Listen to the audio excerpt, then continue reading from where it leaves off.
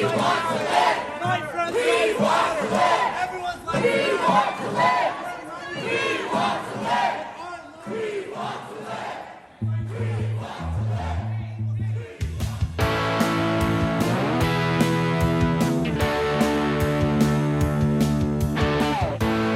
Sarah Kensier, the author of the best-selling books The View from Flyover Country and Hiding in Plain Sight.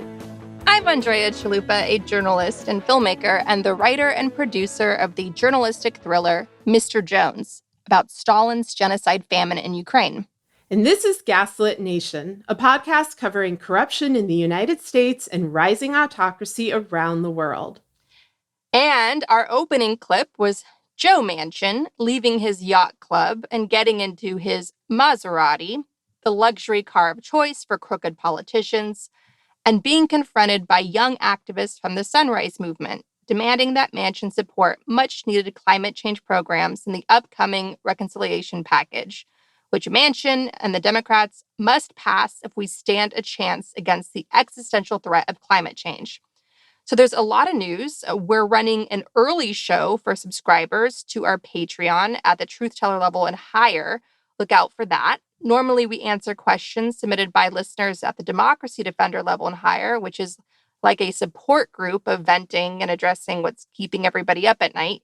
But this week, since it's been a while since Sarah and I caught up due to her bad cold last week, whatever we don't get to in this week's public show will go straight to the Patreon early show.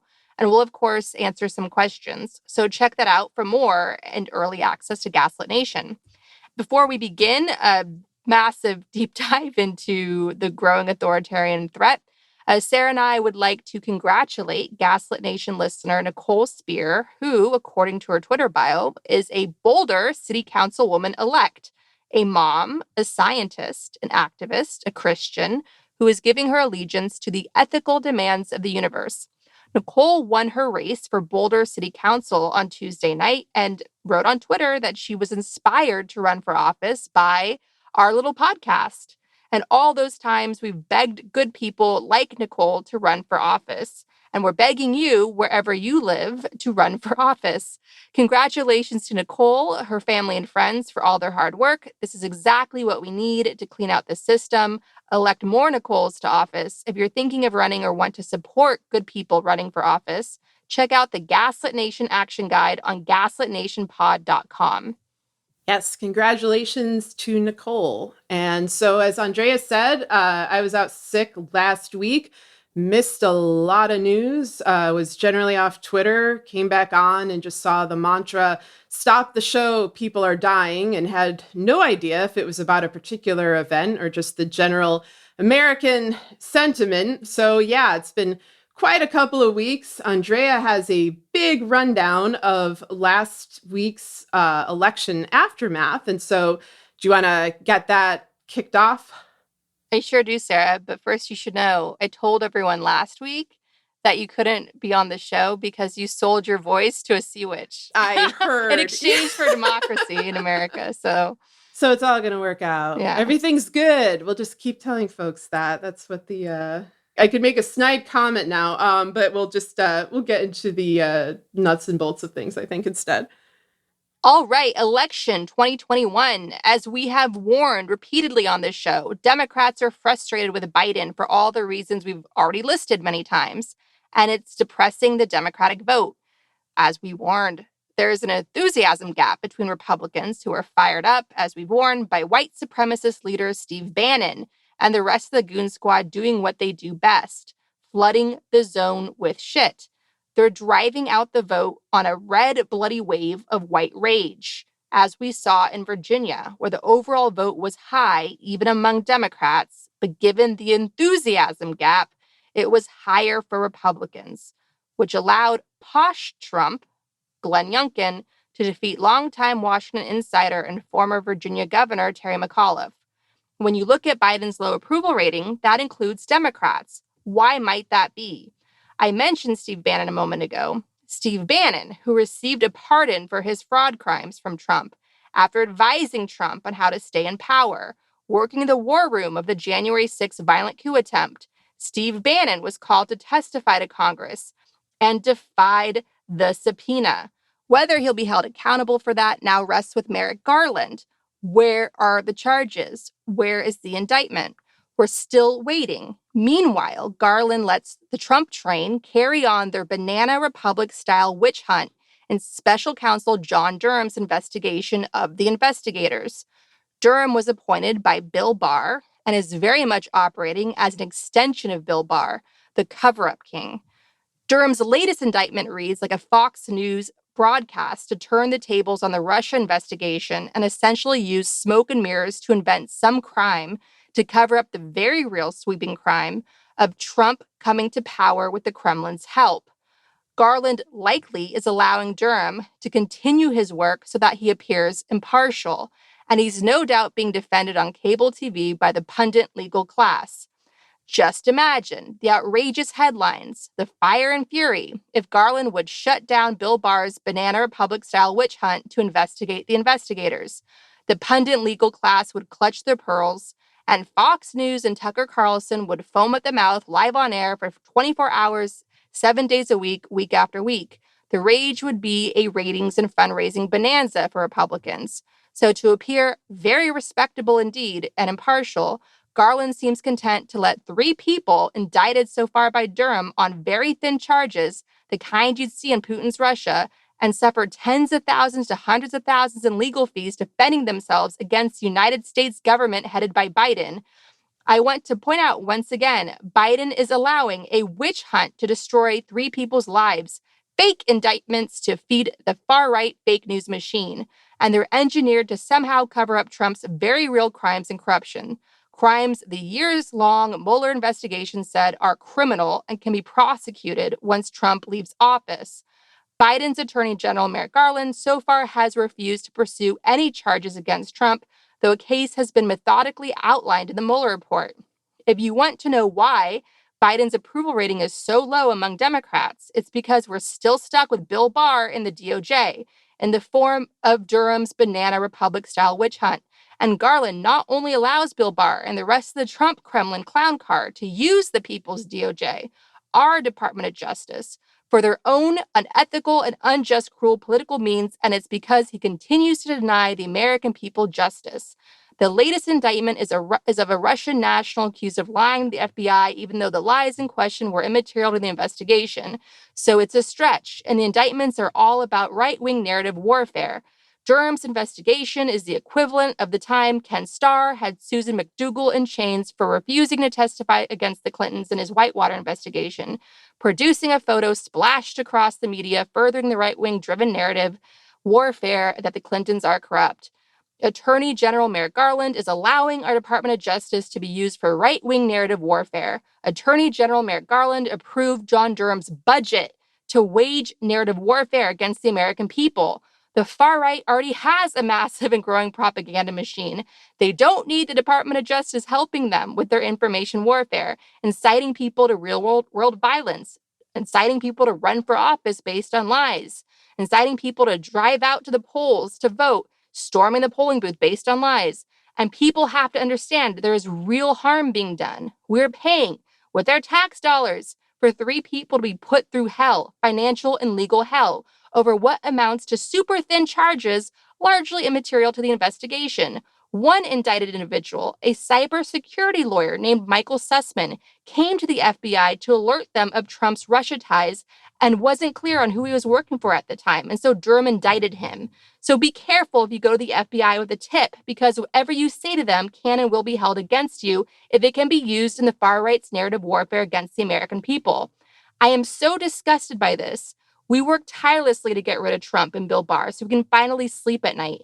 And Merrick Garland continues to leave us vulnerable. Merrick Garland contributes to Biden's low approval rating among Democrats and the enthusiasm gap between Democratic and Republican voters. As we keep warning you on this show, we all live through hell and demand healing and justice. Enough is enough already. Extraordinary times call for extraordinary measures. Merrick Garland must be replaced by someone who can meet this moment and refuse to be used by the authoritarian far right. Yeah, exactly. I think it's so interesting that so many of the things we warned about, if Trump would have won, if he would have stayed in for a second term, are happening regardless under Merrick Garland, who is just continuing Bill Barr's agenda in a more muted form. I think without some of the more ominous developments that would have incurred had Barr remained there. But the Durham flip the script strategy of, let's go after the people who have warned us about treason, who have warned us about national security threats. Let's prosecute them. That is exactly what we said was going to happen if Trump was going to have a second term. And it's happening anyway. And, I know you have more to say, but I just want to clarify what exactly we're talking about, for the folks who aren't up on the John Durham witch hunt investigations. This is, yet another faux crisis about the Steele Dossier, in which people cannot see the forest for the treason. They are bogged down in salacious details. They are once again missing the big picture. So the Steele Dossier, as you may recall, was the document initially leaked to Mother Jones reporter David Corn on Halloween 2016. So we're now on a half decade of bitching about the Steele Dossier. That was sort of a rough draft of an investigation into Trump and his illicit ties with Russia, into what Manafort and other people involved in the campaign were illegally doing regarding Russia and other things. And it is, of course, where the claim about the, quote, P tape that Trump hired prostitutes in Moscow to piss on a bed that Obama had once slept in, and other, as I said, salacious claims are in there. Those claims are not the point. The takeaway, the big takeaway from the Steele Dossier was the assertion that Trump had been a Kremlin asset since at least 2011, and that the FBI had known that the entire time. And, if you look at Robert Mueller's speeches from that time, particularly his speech, The Evolving Organized Crime Threat, also known as the Iron Triangles speech, he talks explicitly about the Russian mafia and how it gets its tentacles into government institutions, into shady corporations, in particular things like real estate. He basically outlines what's to come, but instead of doing anything about it, they enabled it. And we have gone over this on the show again and again and again. And so this week, one of the sources for Christopher Steele, Igor Danchenko, was indicted, by John Durham in this fatuous investigation, accused of making false statements to the FBI. As Andrea noted, if you go to the FBI, they will use this against you. It's just amazing to me that we have had this situation now explicitly for 5 years in which treason and sedition and a profound national security crisis involving the infiltration of our institutions, including the Department of Justice, by hostile foreign states and by traitorous Americans, is just streamlined and normalized and blown off and thought of as no big deal. This is the crisis of our time. We warned, Democrats last year that this is the crisis you need to address head on. You need to enforce accountability. You need to bring about transparency. You need to be forthright with the American people about how the Obama administration failed you in that time before Trump came in. The CIA failed you. The FBI failed you. All these institutional actors failed you. And there are complicit actors, a multitude of them, within the GOP. And there are complicit actors within the Democratic Party. And we are supposed to be fighting for America. We are fighting for our country. That is where our loyalty lies. That is where your loyalty should lie. Governments and officials, they'll come and go. But what our country stands for, what kind of country we're going to be, that is something that we, the people, are supposed to decide. And we, the people, did not vote for a hostile foreign state to run our elections, to hijack our democracy, and to basically hold the reins of the Department of Justice so that those who expose criminality are punished and those who practice criminality are protected indefinitely with utter total impunity. That is the work of Merrick Garland. That was the work of Bill Barr, and it continues today. This episode of Gaslit Nation is sponsored by Best Fiends, a puzzle game you can play on your phone. We're way past due for a less stressful and more refreshing season. And when you download Best Fiends, you can give your brain a dose of refreshment all year long. No matter what the season brings, you can always get some guaranteed fun with Best Fiends. Best Fiends challenges your brain with fun puzzle levels, but it's a casual game so it doesn't stress you out, which is a good thing right now. With Best Fiends, you can solve puzzles, collect cute characters, and play alongside your friends and family. There are literally thousands of levels to play and tons of cute characters to collect. Best Fiends is made for adults, but it's bright, colorful, fun, and approachable for everyone, and it's totally free to download. With thousands of fun puzzles to solve, there's something new every day. Download Best Fiends free on the Apple App Store or Google Play today. That's friends without the R. Best Fiends. This episode of Gaslit Nation is sponsored by Talkspace. The world is racing to get back to normal and start meeting up in person again. But after the last 2 years, getting back to feeling normal takes time. If you're feeling overwhelmed by it all, you're not alone. It's important to find the support you need to face those feelings and move forward. Talkspace makes it easy to match with a licensed therapist and schedule live video sessions, all from the comfort of your device. You can start messaging your therapist the same day you sign up. Talkspace works around your schedule at your convenience. Whether you're experiencing depression, anxiety, or other problems, Talkspace is the #1 online therapy platform to help you sort through any issue. Start feeling better with a single message. Match with a licensed therapist when you go to Talkspace.com and get $100 off your first month with the promo code GASLIT. That's $100 off when you use code GASLIT at Talkspace.com. And the legal pundit class on cable news that normalizes all of this is complicit. All right, so back to our election coverage.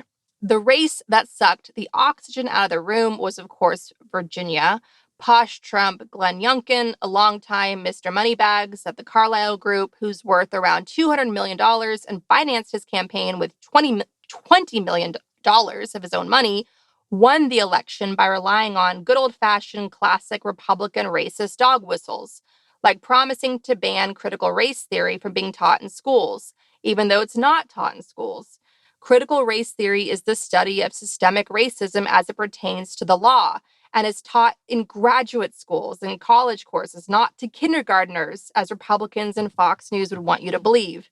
To reassure the suburban independent voters he needed to win, Youngkin kept Trump at a distance, casually denounced some weird Bannon event that he did not attend, where they saluted a flag that was carried by white supremacist terrorists at their attempted violent overthrow of our democracy on January 6th. Youngkin won with the help of Trump's base because he appealed to Trump's base with his racist dog whistles. The Republican Party is back.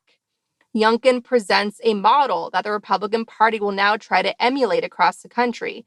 But how long can sociopathic, egomaniac Donald Trump remain on the sidelines and be content to be used while held at arm's length to drive out the base before he turns on the Republican Party? How long can this shaky arrangement last? Will Trump tolerate it because he's been told that all these victories, like Youngkin's, will help him lay the groundwork for coming back to power in 2024? The state governments oversee local election laws and the certification of the vote. Is that why Trump is playing along? Republicans were also helped in Virginia because Terry McAuliffe apparently was a bad candidate. Several community organizers in Virginia took to Twitter to air their grievances of having felt sidelined by a corporate, centralized campaign that forgot the urgent importance of getting on the ground and inspiring and empowering a grassroots engine. Terry McAuliffe is the so-called electable candidate, the safe mainstream white guy who turned out to be not very electable. And of course, many in the media blame progressives because we live in a corporate-controlled, largely far-right country. I'm not talking about the population, where progressive policies like the ones in the Democrats' reconciliation package are hugely popular, but the political structure that very deliberately favors the rich and powerful and white, the Senate, the Electoral College, and a media and election system that has largely been left unregulated and deregulated, allowing the flourishing of dark money, including foreign money, into our elections, and rampant disinformation driven by corporate giants like Mark Zuckerberg's Facebook and Rupert Murdoch's News Corp. So the underdog progressives fighting tirelessly to drag America to join the rest of the world when it comes to paid family leave, universal and affordable health care, universal pre-K, and quality public education for all ages, cleaner, sustainable economies, and so forth. We're behind the rest of the world, and the reconciliation package that Democrats are trying to pass will help us catch up just a little bit. And we're continuing to lag behind the rest of the world if we do not pass this reconciliation package. It's that urgent. Instead of running on this populist message to appeal to working class voters of all races, by the way, and framing Youngkin as an out of touch elite who thinks he can buy himself the Virginia governorship, McAuliffe didn't seem like he had his heart in the campaign.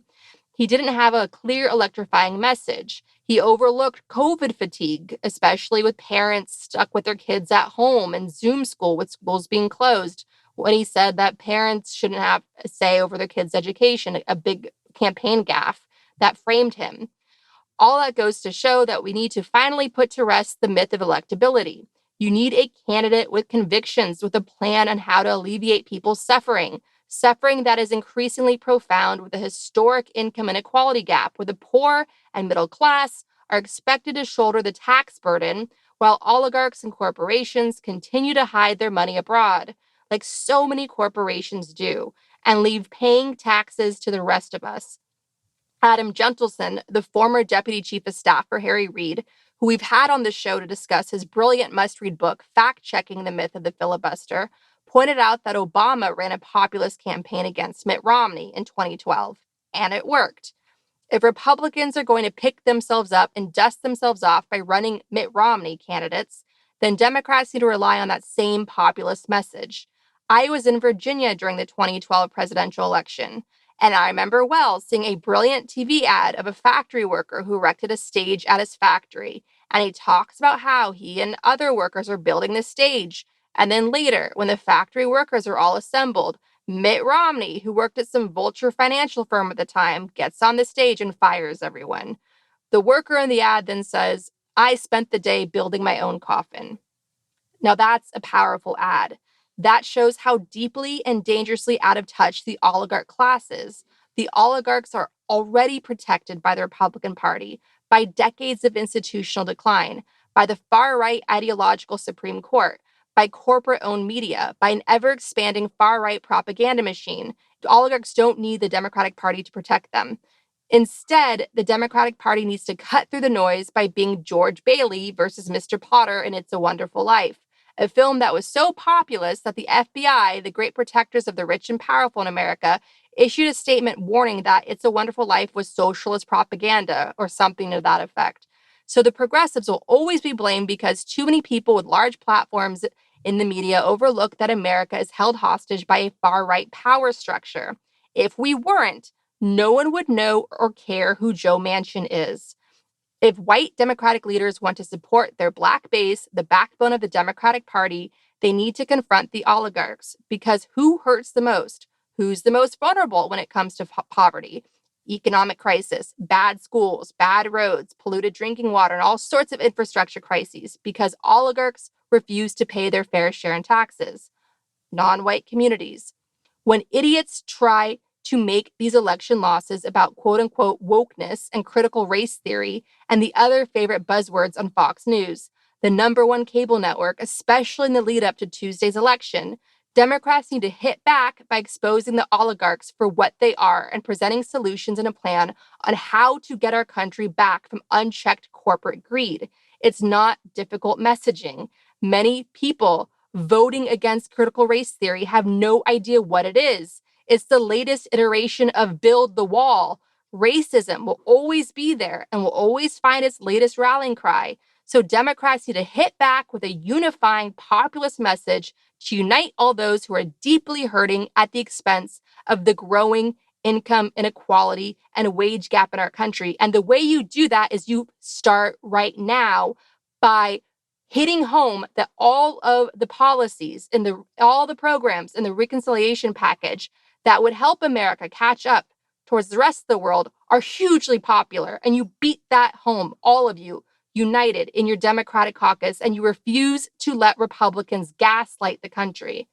Yeah, it's so frustrating to watch because everything you're saying is very obvious, or should be obvious to Democratic officials, Oliver Willis and other people who study political public relations have been advising the same path.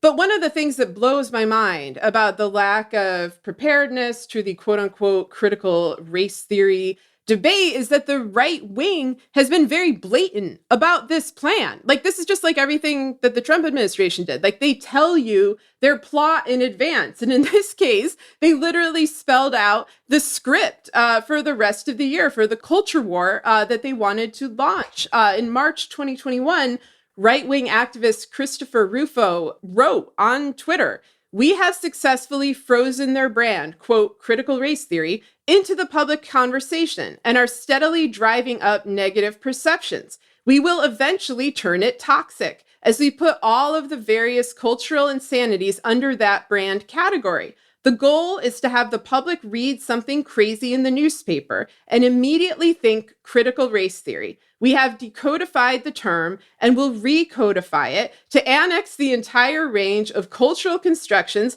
that are unpopular with Americans." Well, thank you, Christopher Rufo. That was very informative. That really should have helped the Democrats prepare for this onslaught, prepare for this propaganda, prepare for what Fox News was going to flood the airwaves with for 10 months. But instead, they did not. They have these kind of fatuous debates about, defining the term, not defining the term. As you mentioned, it's an academic term. It's a term that's used in legal schools. It's not being taught in schools.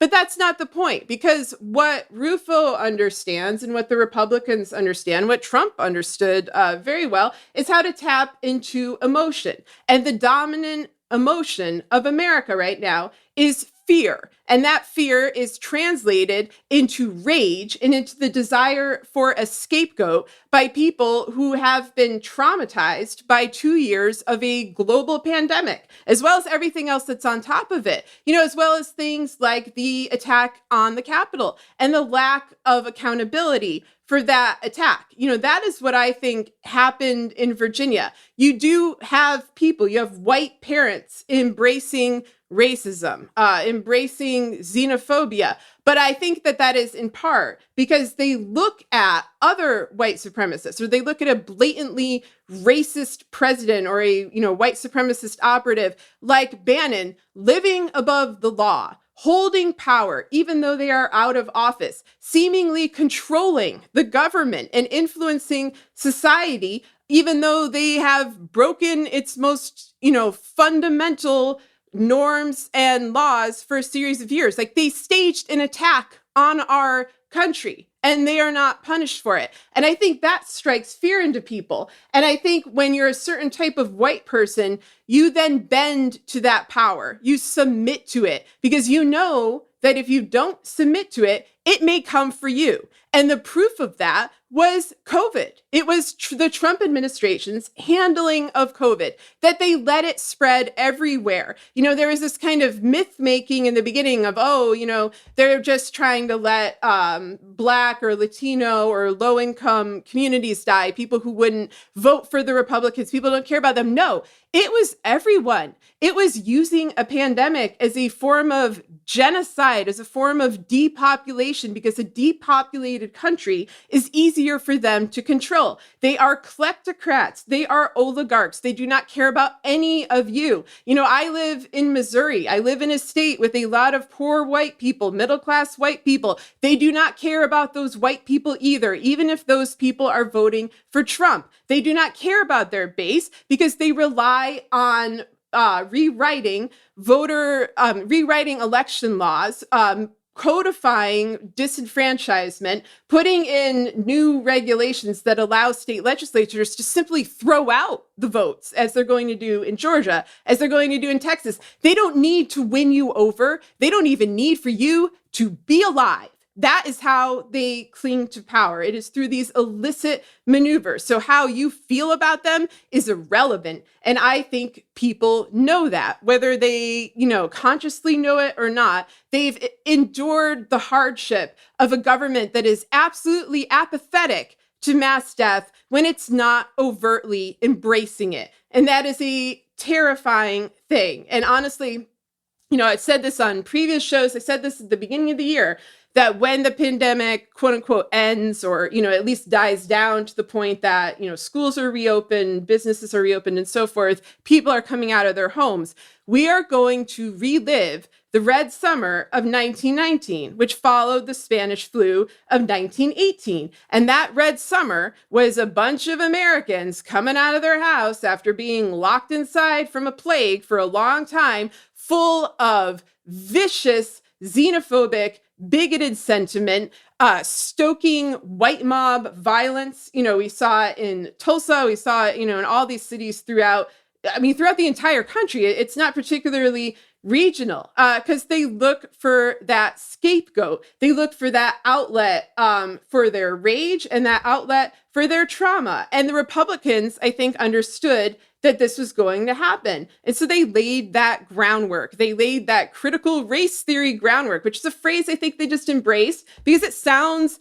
bad. If you have no idea what it is, then you just hear critical. Oh, that's, very negative. I don't like that so much. Race, then everyone's like, or white people are like, my God, another conversation about racism. Here we go again. Theory sounds abstract, sounds like something, too complex for your children to be hearing in school. It hits all the sweet spots for them. It has nothing to do with what the phrase actually means. It has nothing to do with the vast body of academic literature behind it. It has nothing to do with the fact that it's true, that there is systemic racism within our institutions. And this should be studied. It should be examined. And, a bonus for them, of course, is that if you stop examining this, then you stop examining voter suppression. And you stop looking at all these voter suppression laws that have been passed, and the fact that the Democrats have abandoned their plan to pass the John Lewis Voting Rights Act. If they're still doing it, I sure the hell, haven't heard about it. They don't seem to be treating it with particular urgency. They are not, to my knowledge, also getting rid of the filibuster so that this plan can be enacted. They too don't seem to care about winning over their base, about ensuring that it stays with them, about ensuring that people are able to vote, and that when they vote, that their votes count. And that is mind-boggling to me. And they now see the results of this in Virginia and elsewhere. But what do you think is even going on there? How is this not the foremost matter of urgency for them? For Democrats? Why is voting rights still like even if they pass their big old infrastructure thing for, 2 years or what have you, or 1 year, I guess, whenever the Republicans get back into power by taking the House, how? What is the point of any of this if people cannot vote, if their votes are being overthrown, if we've lost representative democracy? What do they think they're even accomplishing when the timeline is incredibly limited, even if they do manage to achieve some sort of short-term success? Well, the focus is the old campaign adage, it's the economy, stupid, where they're hoping that by juicing the economy through creating jobs and the massive infrastructure bill that was just passed that Biden's going to sign, that those wheels are going to be put in motion and those jobs are going to be created over the next year. Money's going to start to flow. It's a slow process. They're hoping that with all that money coming in, the market will stay up.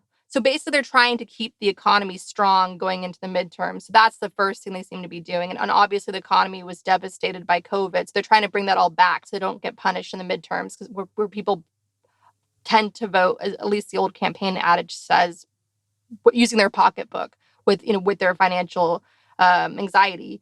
But obviously, there's, as we go into the show all the time, a massively, deeply funded right-wing AstroTurf Tea Party movement 2.0 rallying all the racists together. I mean, it's classic Karl Rove, it's classic Koch political network, dark money, all of it. And that is something that the Democrats have to get serious about, with a strong, unifying populist message, and also voting rights, voting rights, voting rights. Or we're screwed, or we're going to get a shellacking. I mean, a lot of the maps that are being drawn with the redistricting that's going on now is a bloodbath in some states for Democrats. So we're going to get into all of that as we go along. I want to get back to election night, because we're going to wrap up the Virginia section and what it all means, and then go into some Democratic victories that are being overlooked, because as I mentioned, Virginia is sucking all the energy out of the room when there's a lot of amazing things. It was a historic night, actually, for Democrats, election night 2021. So while there has been great progress made in recent years in Virginia, it is still Virginia, after all, the home of the former capital of the Confederacy. And Virginia put up a massive resistance to desegregation of schools. Segregation academies, all white private schools, continue to exist in the state, passing on proud white supremacy to a new generation. And the Daily Beast is now reporting, as I just mentioned, the dark money apparatus behind Posh Trump Glenn Youngkin's victory. And I'll read from this Daily Beast article now that we'll link to in the show notes for this week's episode, that you can find as always on our Patreon page for this week's episode. In Virginia, one of the key leaders against critical race theory is Ian Pryor.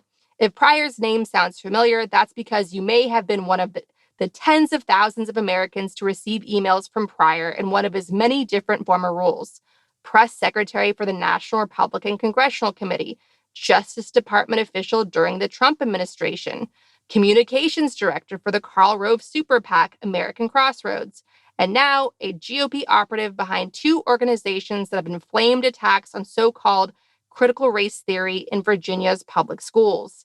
Pryor runs Fight for Schools, a state-level PAC which emerged this year to challenge educational decisions in Loudoun County and mobilize behind Youngkin.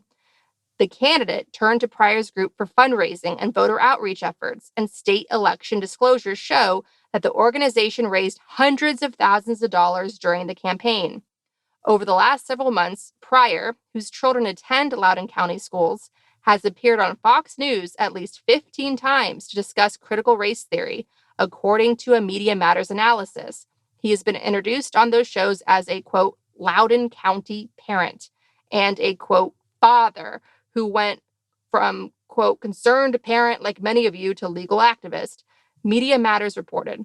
In one such appearance last month, Pryor was identified by the host as a, quote, parent, while the graphic on the screen labeled him vice president at Mercury Public Affairs, a D.C. lobbying firm with a history of representing controversial foreign clients. And that's Mercury Public Affairs, I believe, is a group that Paul Manafort worked with. And I want to point out something we should all be aware of from NBC News. Schools facing critical race theory battles are diversifying rapidly, analysis finds. Student enrollment data suggests that these conflicts tend to occur in communities that experienced significant demographic shifts in recent decades. An NBC News analysis of 33 cities and counties where school districts have faced rancor over equity initiatives this year, and at least 3 recent school board meetings, finds that each has become less white over the last 25 years, reflecting a national trend. The critical race theory school board riots, they remind me of the busing riots in Boston, 1974, in a city where segregation of white students and non-white students was deliberate and by design. The solution was to bus non-white students to white schools and white students to non-white schools, and what is known as busing. A literal war zone broke out in what is now known as the busing riots. Election Day 2021 saw the victory of the new busing riot in Virginia. From Axios, a new PAC focused on electing conservative candidates to public school boards by raising fears about how racism is taught, won 3/4 of its 58 races across 7 states on Tuesday. So it wasn't just Virginia. This was spread across 7 states. But what else did we see on Election Day? The first non-white and first female mayor of Boston was elected, Michelle Wu. in Boston, the site of the busing riots. So progress is possible. Evolution is possible. We can and are building a more secure, safe, and inclusive culture driven by empathy, the common good, and common sense. Our vice president, Kamala Harris, as she famously pointed out to Joe Biden in a Democratic primary debate, was a product of busing. She was a little non-white girl who had to go out on the front lines every day just by going to school. And now kids today in areas with rapidly changing demographics, in a country of rapidly changing demographics, are once again on the front lines of desegregation through these inclusivity programs that white parents are driven to confront at these increasingly aggressive and disruptive and dangerous school board meetings.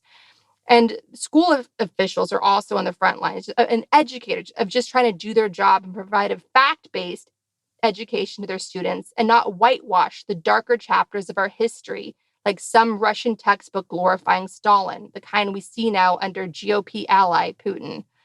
CBS News published a news link to a documentary they produced asking how young is too young to teach race. It went viral for all the wrong reasons. Non-white people on Twitter, from Black to Asian to Southeast Asian to Arabic and so forth, responded to the piece by sharing the story of when they first experienced racism. And again, it was like the tweets that streamed during the Me Too movement where women share their sexual assault stories. Here you had tweet after tweet of stories of how people experienced racism for the very first time as children, 5 years old, kindergarten, preschool, from teachers, from other students. The resounding point was, if non-white children are old enough at age 4, 5 years old to experience racism, then white children who are born into the bubble of white supremacy are old enough to learn about it. And of course, the education materials can be age appropriate, but if white children are learning the N-word at home and are learning it's acceptable to mock someone for the color of their skin, for their hair, for their headscarf, then educators must counteract that through diversity and inclusivity initiatives. Because if you don't, if you let the busing riots of today win, then you're kicking the can down the road like Ulysses S. Grant did as our first civil rights president, when he eased up on the South and allowed the KKK terror police to rise and rebuild a narrative war to justify and cover up the crimes of being traitors to our country. You're empowering an ideology of ignorance. You have to do the work now and not shrink from it, and not excuse it as economic anxieties. Today's bus riots are being waged using far-right dark money, the sprawling far-right propaganda machine, and a largely white mainstream media that remains safely cloistered in its whiteness. Our mainstream media is the white bubble, which is why you're going to hear economic anxiety again and again to explain white rage. Remember, all racial progress in America has been met with white rage, from the rise of the KKK after the Civil War, to the massacre of Black Wall Street in Oklahoma City, to the Chicago race riots following the social changes of mass migration and Black people serving in World War I. It was inevitable that the first Black president would be followed by Donald Trump. That was the next chapter in America's long history of non-white progress being met with white rage. And we're going through it again, and we'll get through it again as long as we don't shrink ourselves and refuse to meet the moment with strength and conviction. And I want to remind everyone to not lose courage and always remember that grassroots power is the most reliable power we have left. And to work together and find your people, find your community, and build coalition and stay in the fight, stay engaged. And here is some energizing victories from a historic election night to keep in mind going forward into 2022. In Georgia, Democrats flipped 41 seats across 21 counties. The New Jersey curse was broken.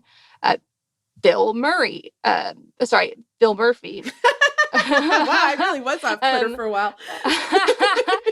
Phil Murphy, governor of New Jersey, broke the New Jersey curse. His margin of victory is greater than Youngkin's margin of victory in Virginia.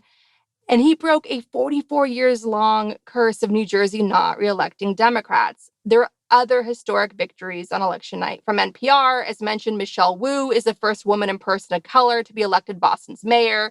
Pittsburgh elects Ed Gainey, the city's first Black mayor ever. Eric Adams becomes the second Black mayor to lead New York City. Cincinnati elects Aftab Purival as its first Asian American mayor. Abdullah Hammoud becomes the first Arab American and Muslim mayor of Dearborn, Michigan. Alvin Braggs is Manhattan's new district attorney, the first Black person to hold the job. I just want to interrupt you very briefly here to note that this means Cy Vance is leaving. And as we warned you over and over, Cy Vance is doing nothing. Cy Vance did not indict anybody or anybody of significance. He did not bring down Trump. We warned you that he was dirty, that he had a long record of letting criminal elites off the hook, everybody from Harvey Weinstein to Dominique Strauss-Hahn to Ivanka and Don Jr., and we were screamed at relentlessly for 5 straight years that Cy Vance is coming, just like Mueller, just like Comey, just like Garland. They're all full of shit. Cy Vance sucks. We have proven our case. I don't know what the new guy's gonna do. I do not have high hopes, but I think he will still be better than Cy Vance. Anyway, continue. Well, according to the New York Times, Alvin Bragg, Manhattan's new district attorney, sued Donald Trump 100 times. Well, I like him already. All right, some more victories from the Associated Press. Voters re-elect Black Iowa mayor targeted by pro-police group. And Amanda Littman of the Essential Organization Run for Something, who we've had on the show, a group that helps young progressives run for office and has helped around 630 young progressives win races since the organization was founded 5 years ago, provides a thread on Twitter, which we'll link to in this week's show notes, listing several victories for young progressives on election night. It's worth reading if you're depressed by the media's obsession with the Virginia's governor's race. And so keep that in mind, that the power is ours, become the new power, refuse to back down. And with a message reminding us of the importance of that, here is Greta Thunberg speaking at the UN Climate Conference in Glasgow. This COP26 is so far just like the previous COPs, and that has led us nowhere. They have led us nowhere. Inside COP, they're just politicians and people in power pretending to take our future seriously, pretending to take the present seriously of the people who are being affected already today by the climate crisis. Change is not going to come from inside there. That is not leadership. This is leadership. This is what leadership looks like. We say no more blah, blah, blah. No more exploitation of people and nature and the planet. No more exploitation. No more blah, blah, blah. No more whatever the fuck they're doing inside there. We're sick and tired of it, and we're gonna make the change, whether they like it or not.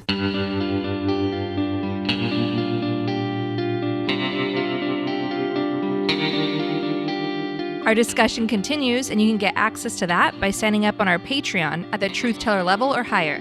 We want to encourage you to donate to your local food bank, which is experiencing a spike in demand. We also encourage you to donate to Oil Change International, an advocacy group supported with a generous donation from the Greta Thunberg Foundation that exposes the true cost of fossil fuels and facilitates the ongoing transition to clean energy. We also encourage you to donate to the International Rescue Committee, a humanitarian relief organization helping refugees from Afghanistan. Donate at rescue.org. And if you want to help critically endangered orangutans already under pressure from the palm oil industry, donate to the Orangutan Project at theorangutanproject.org. Gaslit Nation is produced by Sarah Kenzier and Andrea Chalupa. If you like what we do, leave us a review on iTunes. It helps us reach more listeners. And check out our Patreon. It keeps us going. You can also subscribe to us on YouTube. Our production managers are Nicholas Torres and Carlin Daigle. Our episodes are edited by Nicholas Torres, and our Patreon exclusive content is edited by Carlin Daigle. Original music in Gaslit Nation is produced by David Whitehead, Martin Vissenberg, Nick Farr, Damian Arriaga, and Carlin Daigle. Our logo design was donated to us by Hamish Smith of the New York-based firm Order. Thank you so much, Hamish. Gaslit Nation would like to thank our supporters at the producer level on Patreon and higher. Chick Quinn, Lily Wachowski, Megan McGurney, Sean Rubin, Todd S. Pearlstein, Pat, Kenny Main, John Schoenthaler, Frank Jaquette, Jill Ferran, Larry Gasson, Erica Moore, Nico Phillips, Karen A. Deal. Where are we? you skipped Karen and then you went to Nico. You do Brian. Brian E. Castor, Lex Reed, Andrea Scalzo, Andrea, Melessia Howland, Karen Heisler, Ann Bertino, T.R. Dunstan, John Millett, David East, Shannon Nacy, Ida, Chris Fellow, Ben Wheaton, Joseph Mara Jr., Rich Holcomb, Thomas Scheibe, Kelsey Malsom, Julie Matthews, Meganopolis, Mark, Matthew Womack, Silas Frank, Sean Berg, Kristen Custer, Tracy Ash, Benjamin Galuza, Kai Gillis, Sharon Hattrick, Irv Robinson, Keith Galtshock, William Barry Reeves, Richard Smith, Emmy, Kevin Gannon, Yvonne Q, Mike Christensen, Sandra Culnins, Katie Masuris, John Laughlin, Jeff Thompson, James D. Leonard, Leo Chalupa, Carol Golstad, Michael Wooldridge, Kramer, no criming, Jason Benke, Joe Darcy, Ann Marshall, Jeremy Lewis, Jill Newman, Trigve, Christine M., D.L. Singfield, Nicole Spear, congratulations. Boulder City Council elect, Brian DeHuden. To Juden, to Huden. Someday Brian will come and correct us once and for all. He wrote us. It's Brian to Juden. It is to Juden. Okay, Yes. that's what it, all right. I'm gonna say it again. He gets extra for putting up with all of this. Brian to Juden, Christy Vitale, Maureen Murphy, Michelle Dash, Jans Alstrup Rasmussen, Victoria Olson, Alabama, ZW, Lisa LaFlame, Jason Bainbridge, Sarah Gray, Mike Tripico, Diana Gallagher, John Ripley, Ethan Mann, Pierre Yitzma, David Porter, Kate Cotton, Kim Mellon, Leah Campbell, Lynn Schneider, Jared Lombardo, Karen Humphreys, Eric Kaplan, Sonia Bogdanovic, Tanya Chalupa, and Seth Just Sour. Thank you all for your support of the show. We could not make Gaslit Nation without you. Thank you.